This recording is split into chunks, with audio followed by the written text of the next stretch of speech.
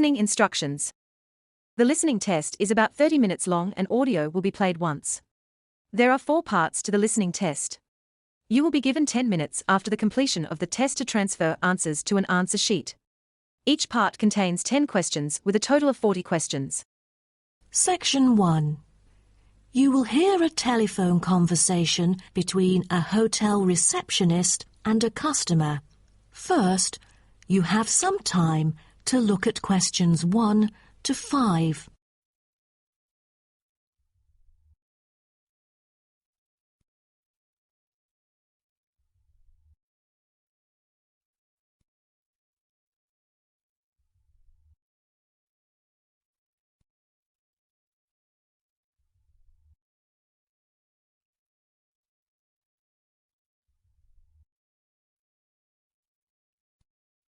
You will see that there is an example which has been done for you.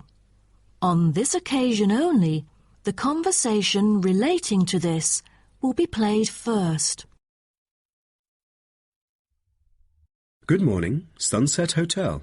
How may I help you? Good morning. I just saw an advert in the paper about your hotel. Where exactly is it located? We are situated on Sunset Avenue, north of the beach, close to many scenic spots. It is an ideal choice for travellers interested in sightseeing. The receptionist says the hotel is situated north of the beach, so north has been written in the space. Now we shall begin. You should answer the questions as you listen, because you will not hear the recording a second time. Listen carefully and answer questions 1 to 5. Good morning, Sunset Hotel. How may I help you? Good morning. I just saw an advert in the paper about your hotel. Where exactly is it located? We are situated on Sunset Avenue, north of the beach, close to many scenic spots. It is an ideal choice for travellers interested in sightseeing. That's great. Is there a vacant 4-bed room? We'll be travelling with our 2 sons, aged 9 and 11, so it's best that we are able to stay in one room. Let me check. Just a moment. We only have a few 4-bed rooms, and I'm afraid they are fully booked at the moment. The earliest time available is August, but there might be some left in July if a previous customer cancels the reservation. Oh, that'll do. How much would the room cost me? It's €77.50 during peak time, but the price would be much lower during off-peak season. Only €50. So, if I book a room right now, is there any discount? Yes, we do offer a 30% discount for any reservation made 1 month ahead of schedule. It is a very reasonable price. That does sound tempting. Does the price include anything? The price includes 2 breakfast vouchers per room per day. You can use them at 2 different restaurants in our hotel. There's also a 20-minute spa trial available, but you have to book it beforehand at the concierge or directly at the spa centre. I'm wondering if there is a hairdryer in the room. It takes ages to dry my hair without one. Do I have to bring one? No, there is absolutely no need to bring that, for each room is equipped with a hairdryer. But I have to inform you that towels are not provided. You'll have to bring your own, or hire some at the front desk. Oh, I see. Before you hear the rest of the conversation, you have some time to look at questions 6 to 10.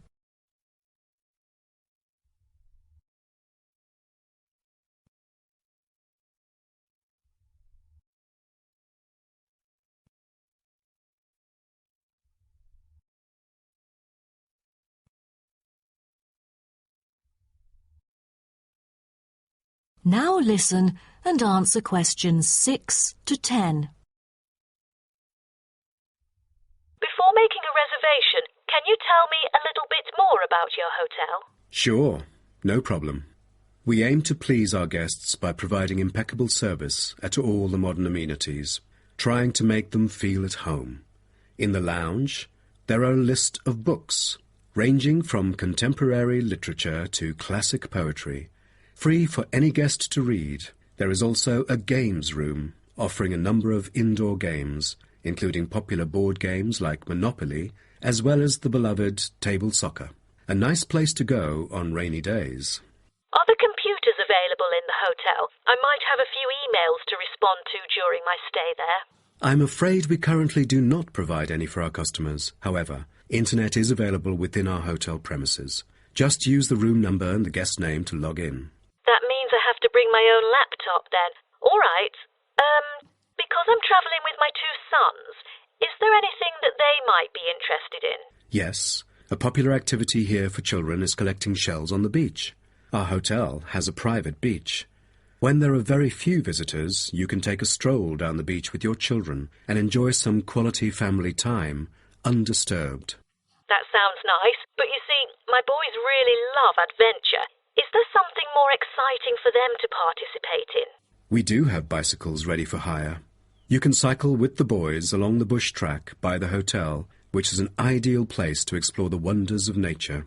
But because there is only a limited number of bicycles, we apply a first-come, first-served rule. Got it. I think my boys would love it. How can I arrange the payment then? Can I pay by credit card? Of course. We take credit cards.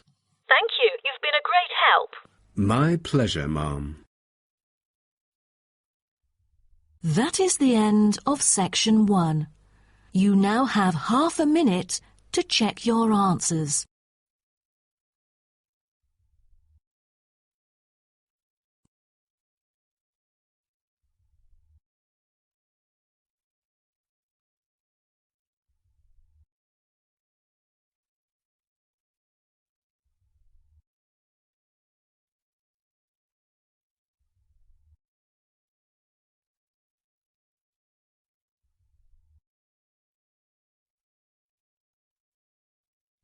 Now you will hear a speech given by a man called George Dyson about Northfield Sports Complex.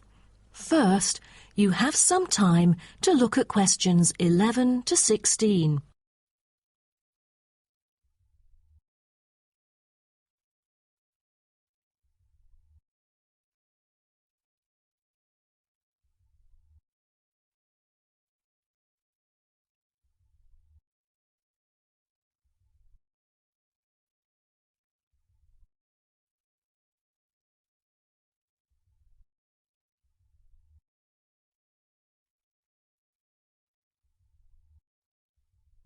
Now listen carefully and answer questions 11 to 16. On behalf of Northfield Sports Complex, I'd like to extend our warmest welcome to you all here this evening. I'm George Dyson, founder of Northfield Sports Complex. I am giving this speech today to celebrate a special occasion. We started the business exactly a decade ago, and today we have developed into a large firm with a sizable group of members. We've also been nominated the most valuable company by Greentown at the Yearly Business Awards, which will be held next week. As experienced and qualified reporters, you are invited here to experience and witness this historical moment of Northfield Sports Complex together with us. Situated within the campus of Greentown University, Northfield Sports Complex is a modern, refreshing, and fully equipped facility for sports of all kinds. As part of its commitment to the local community, Northfield Sports Complex is available not only to school children, but also to local residents. It offers a wide range of facilities including a 25-metre swimming pool, paved walking and jogging paths, a well-equipped fitness gym, all-weather pitches, indoor courts for table tennis, tennis and other sports, as well as a renowned skating rink. Different age groups can all find the right sports to participate in. That's why local residents enjoy working out here. As a result, natives here are healthier than most of the people within our nation. The whole town is very proud of having nurtured two world champions, who were once both trained right here in our skating rink. Thus, it has become the ideal venue to learn to skate and have fun. But what I take pride in most of all is the skating rink that has stirred the interest of boys and girls here in local schools to skate. Since opening, an increasing number of pupils have been paying regular visits to the skating rink. A new yoga classroom with trainers, will be open next month for mothers with babies. They can bring their own yoga mat and work out together with their babies. This will be a great way for them to get healthy and meet other mums. There will also be a brand new gym open to the pensioners in the near future. Just this month, a new swimming pool is open to all fitness levels with special offers for those without a job. Our complex is open daily from 8 a.m. to 9 p.m, except on Thanksgiving and Christmas. We intend to extend our business in the coming year. A list of equipment will be put up for sale, ranging from exercising equipment like cardio machines to sports recovery and injury prevention facilities. Within our complex, we try our best to avoid injuries of any kind. We train knowledgeable staff to guide our clients through correct workout regimens. For those who want to further ensure workout safety, they are welcome to apply to be a member of our standing committee. They are responsible for revising the safety guidelines and supervising its enforcement. Before you hear the rest of the talk, you have some time to look at questions 17 to 20.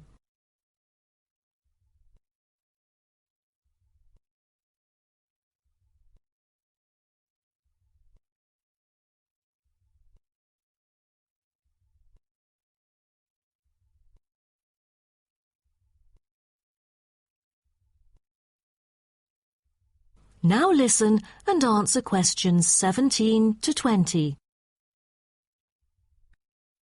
Now, I would like to introduce some of our most popular sports facilities here at Northfield Sports Complex.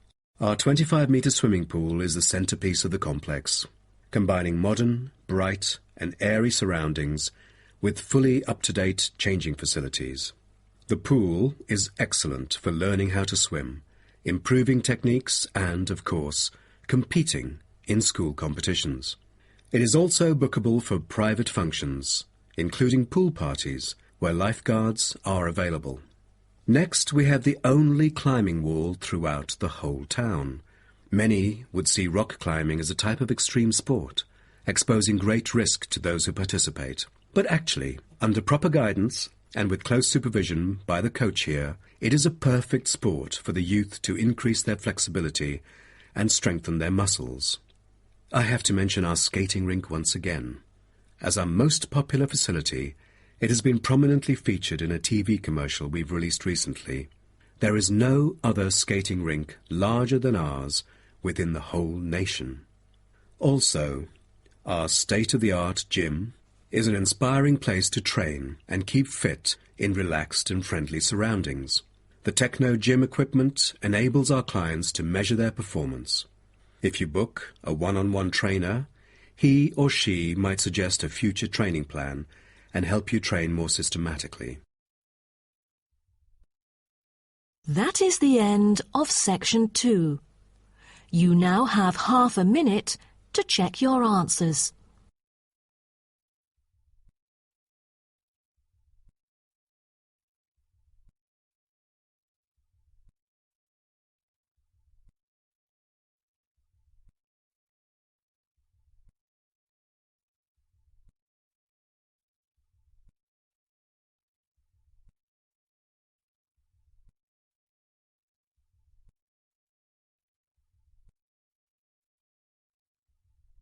Section 3. Now turn to you will hear two students called Syria and Greg talking about some research on renewable energy. First, you have some time to look at questions 21 to 23.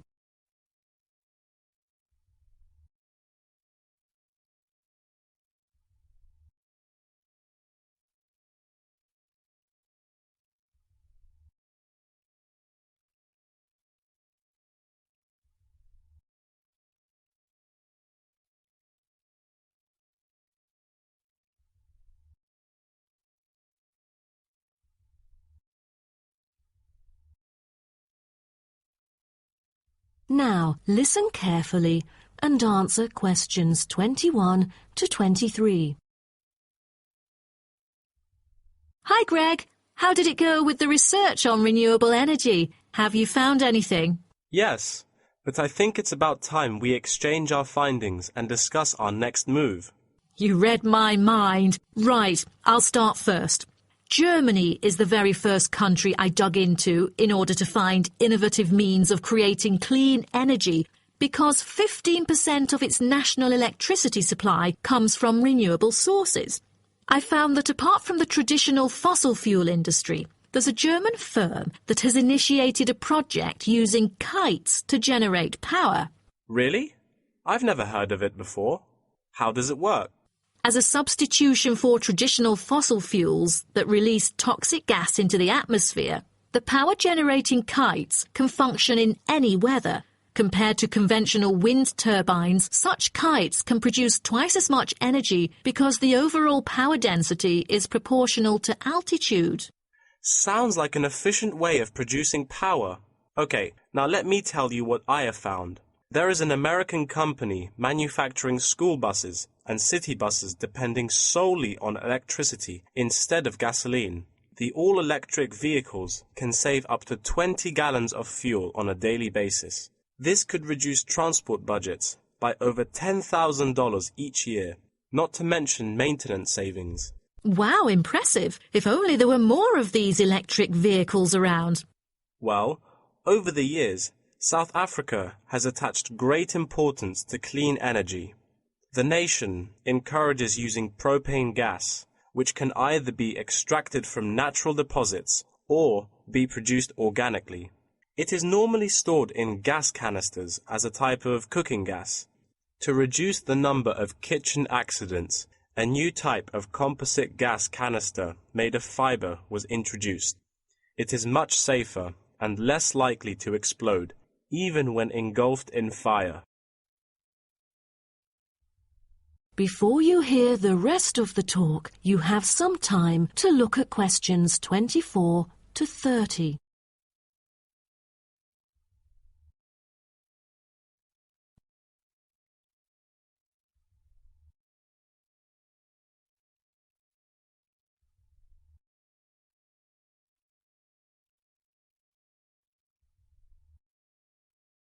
Now, listen and answer questions 24 to 30.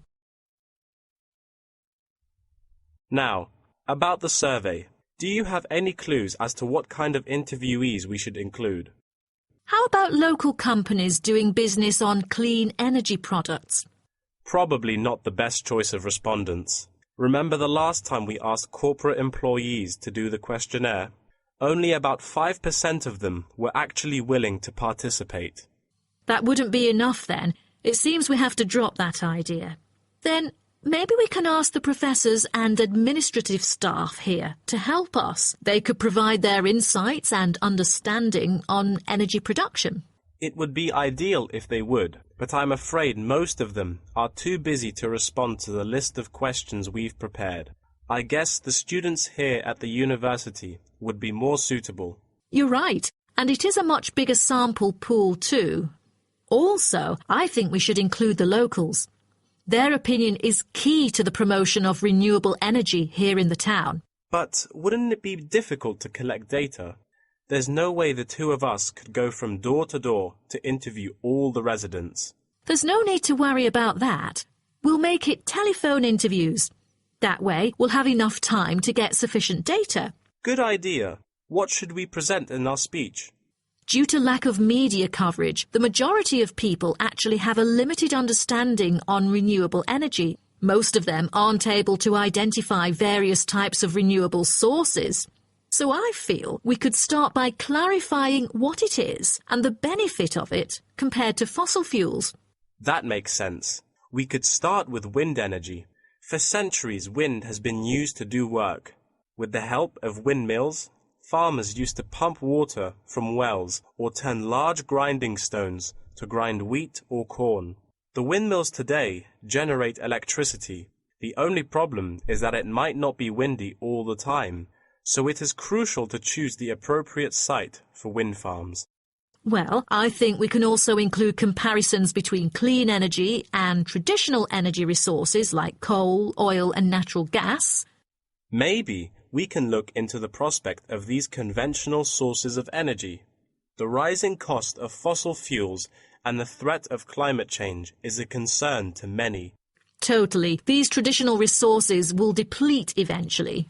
Renewable energy currently makes up less than 2% of the world's primary energy supply, and although growing very rapidly, it is not on course to fill the fossil fuel gap. Nuclear energy is another type of energy we ought to mention. Nuclear power plants can produce dependent power constantly and release far less greenhouse gases than other traditional power plants. But most people feel that this type of energy is unsafe because radiation isn't easily dealt with, especially in nuclear waste and maintenance materials. What should we end the speech with?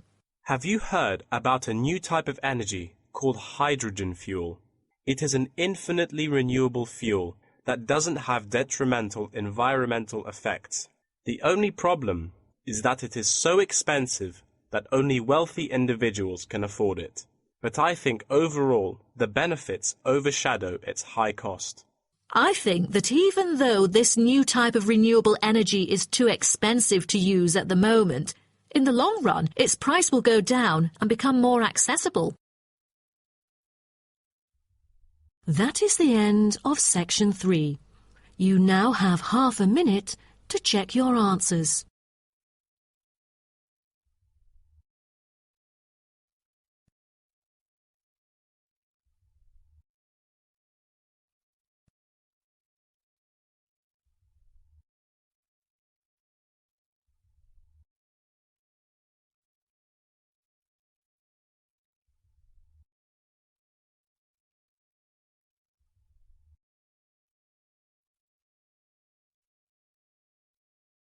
Now turn to section 4. Part of a lecture about aquaculture and the fishing business. First, you have some time to look at questions 31 to 40.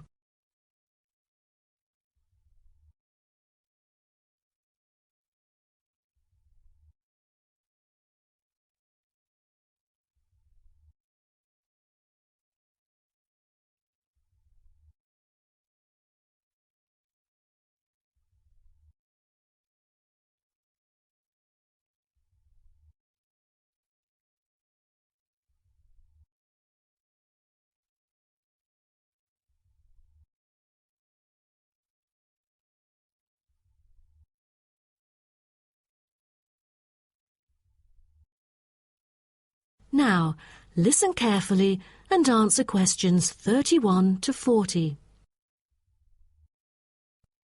So, what I'm going to talk about to you today is something called aquaculture. It has been responsible for the impressive growth in the supply of fish for human consumption.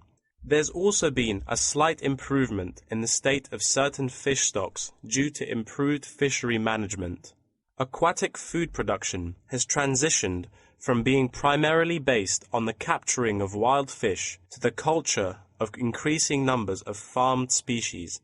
In recent years, a type of genetically modified salmon has been farmed in the New England region, produced by a Massachusetts-based biotech firm. This type of fish is engineered to grow twice as fast as its conventional farm-raised counterpart. As a result, this increases the speed of the local aquaculture industry development, and thus reduces the fishing pressure on wild stock.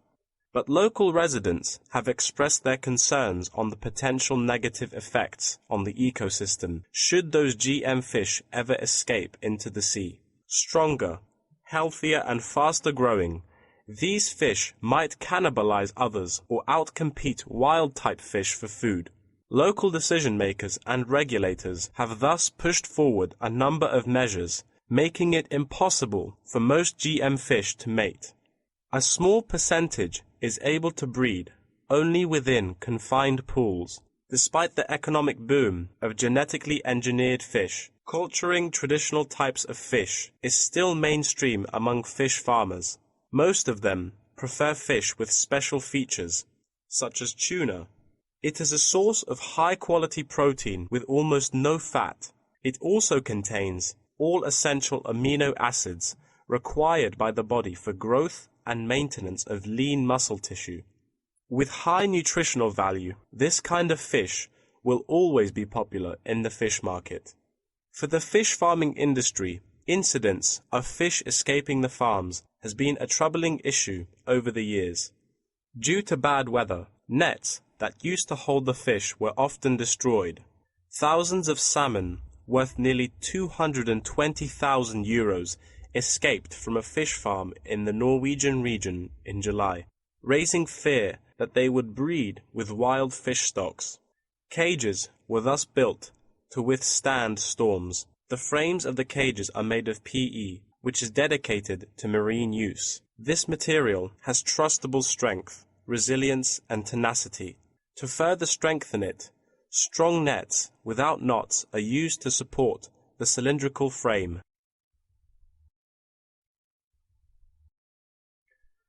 A group of small villages on the island of Zanzibar off the coast of East Africa have been trying to develop a local aquaculture industry sustainably.